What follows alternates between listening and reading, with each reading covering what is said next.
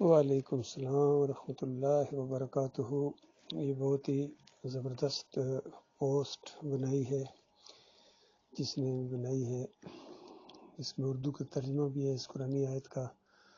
اور نیچے انگلش میں بھی اس کا ترجمہ ہے، اور اوپر لکھا ہوا ہے تقوی اختیار کریں۔ آیت یہ ہے، اعوذ باللہ من الشیطان الرجیم، بسم اللہ الرحمن الرحیم،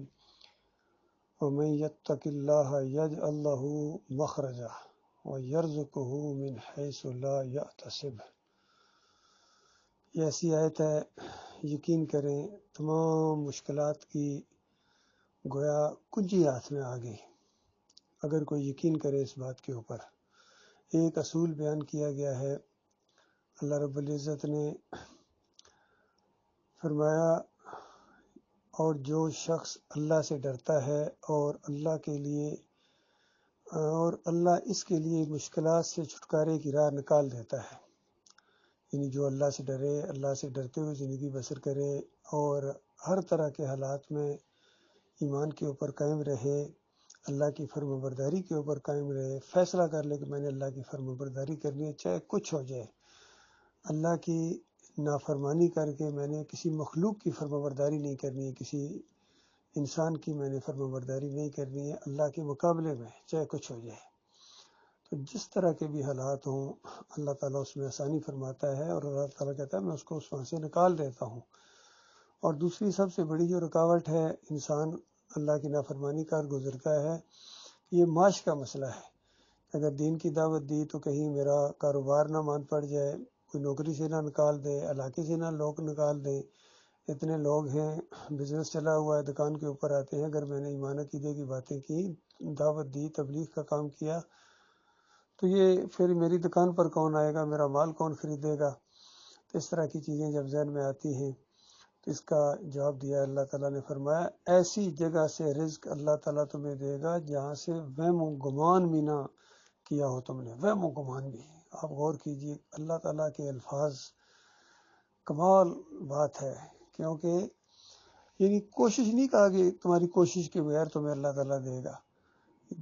کہا کہ جہاں وہم و گمان بھی تمہارا نہیں گیا ہوگا۔ تو ظاہری بات ہے کوشش تو انسان وہاں کرتا ہے جہاں اس کا وہم و گمان جاتا ہے،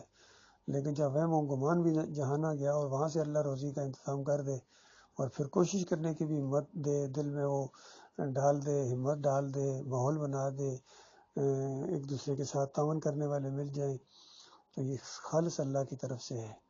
تو یہ ایک راز ہے اللہ کے بندو۔ عام طور پر لوگ کہہ دیتے ہیں ہاں بھائی ہم پھنسے ہوئے ہیں، ماحول ایسا ہے، ہم ایمان عقیدے کی طرف کیسے آئیں گے، کس طرح سارے لوگوں کو چھوڑ دیں، آخر یہاں رہنا ہے، اللہ کا ہے، بس بچنے کی کوشش کرتے ہیں جی، بس نکل نہیں پاتے ہیں جی، مجبور ہیں جی۔ ان سب کی مجبوریاں بالکل کوئی اہمیت نہیں رکھتی ہیں۔ اللہ تعالیٰ نے ایک اصول بیان کیا ہے کہ اگر تم اللہ سے ڈر کر زندگی بسر کرتے ہو، ایمان عقیدے کے اوپر جم جاؤ، تو پھر تم کسی چیز کی پرواہ نہ کرو، ہم تمہیں نکالیں گے۔ پھر اس کی مثالیں دے دے کے سمجھایا اللہ تعالیٰ نے کس طرح نوح علیہ السلام کو بچایا، اور پھر ابراہیم علیہ السلام کو کس طرح اس قوم کے فتنوں سے بچایا، ان کی مخالفتوں سے بچایا، موسیٰ علیہ السلام کو کس طرح بچایا، ایوب علیہ السلام کو بیماری سے کس طرح نجات دی، یونس علیہ السلام کو مچھلی سے نجات دی، بے شمار مسائل ہیں۔ عیسیٰ علیہ السلام کی مدد کی اللہ تعالیٰ نے، اور خاص کر آخری نبی محمد صلی اللہ علیہ وسلم کی ہر موقع کے اوپر مدد کی، ہر جگہ مدد کی۔ یہ انداز ہوتا ہے انبیاء کا اللہ کو پکارنے کا، جس طرح زکریا علیہ السلام پکارتے ہیں اللہ کو، میرے مالک میں تجھے پکار کر کبھی نامراد نہیں رہا ہوں، کبھی ایسا نہیں ہوا کہ میں تجھے پکاروں اور پھر تیری طرف سے مدد نہ آئے۔ تو یہ معاملہ ہے میرے پیارے بھائیوں، یہ آج کفر و شرک سے بری یہ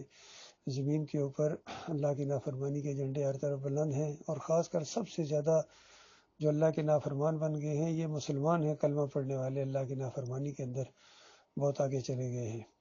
اور ان مسلمانوں میں جو سب سے بڑے نافرمان اور ناشکرے اور ناقدرے ہیں اللہ کے دین کے، اللہ کی کتاب کے، وہ یہ عرب دنیا ہے، کیونکہ ان کی زبان کے اندر ہے یہ کتاب۔ یہ اپنی عیاشیوں کے اندر اور بدماشیوں کے اندر مست ہیں، ان کے نوجوان بالکل کھانے پینے اور عیاشیاں کرنے کے علاوہ ان کے پاس کوئی پروگرام ہی نہیں ہے، یہ سوچ بھی نہیں سکتے ہیں کہ اس کے علاوہ بھی کوئی زندگی ہے۔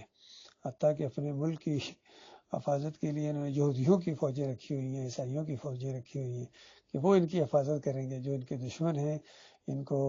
یعنی اپنا دشمن سمجھتے ہیں، ان کی فوجیں انہوں نے اپنے علاقوں میں رکھی ہوئی ہیں، فوجی اڈے دیے ہوئے ہیں. خود ہمارے اپنے ملک کے اندر کس طرح یہ فوجی اڈے جب اس سے پہلے بھی دیتے رہے ہیں، مشرف دیتا رہا ہے، بعد میں بھی جب انہوں نے مانگا کتنے دیے، اور ایک موقع کے اوپر ابسلیوٹلی ناٹ جب کہہ دیا گیا تو خود غور کرو کتنی کھلبلی مچ گئی کہ ہم اپنے آقاؤں کو اڈے دیں گے. اصل میں ان کے دست بستہ غلام ہیں، قبر پرست ہیں، انہی کے طریقے پر چلتے ہیں. جس طرح اللہ تعالیٰ نے کہا تھا نا کہ یہود و نصارہ کبھی تم سے خوش نہیں ہوں گے جب تک تم ان کی ملت میں داخل نہ ہو جاؤ، ان کے دین کو اختیار نہ کرو، یہ تم سے کبھی خوش نہیں ہوں گے. تو ان مسلمانوں نے پوری طرح گویا یہود و نصارہ کا دین اختیار کر لیا ہے. قبر پرستی جو مسلمانوں کے اندر آئی ہے، یہ عرس اور میلے، یہ قبروں کو پکا کرنا، پھر ان کے واسطے وسیلے نظر و نیاز ان کی، پھر ان کو پکارنا، یہ یہود و نصارہ کا طریقہ ہے، اسلام کا نہیں ہے.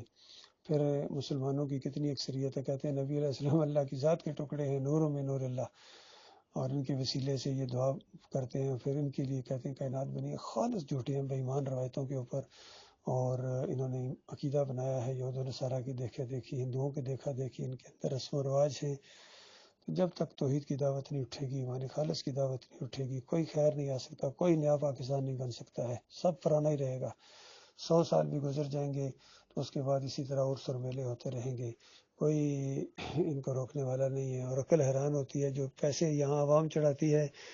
یقین کریں بڑے بڑے بورے جو ہوتے ہیں، بڑے بڑے بورے جو بڑی بڑی کسی چیزوں کے لیے بنائے گئے ہیں، بڑے سامان کے لیے، وہ بورے بھر بھر کے نوٹوں کے یہ گن رہے ہوتے ہیں، گنے بھی نہیں جاتے ان سے. اور دوسری طرف عوام کو وہ پھینٹی لگ رہی ہے ایک 10 کلو کے آٹے کے لیے، وہ بھی ایسا آٹا جو دوسرے ملکوں میں ریجیکٹ ہو گیا ہے، وہ بالکل اس کو پھینکنے لگے تھے، تو یہ ہماری حکومت اس کو لے کے آ گئی اپنی عوام کو دینے کے لیے. ایسے یہ بالکل ظالم لوگ ہیں. ظالموں کو، کافروں کو، مشرکوں کو اللہ تعالیٰ نے اس قوم کے اوپر مسلط کر دیا ہے. اور چاہے ان کا یہ عدالتی نظام ہو، چاہے فوجی نظام ہو، چاہے سیاسی لیڈر ہوں، سارے کے سارے شرک کے رکھوالے ہیں، کوئی بھی ایمان عقیدے کی بات نہیں کرتا ہے. اس وجہ سے اللہ کے عذاب کا کوڑا اس قوم کے اوپر برس رہا ہے، جو رکنے کا نام نہیں لے رہا ہے. جب تک یہ توبہ نہ کریں، اجتماعی طور پر معافی مانگیں اور اللہ سے ڈر کر زندگی بسر کریں گے،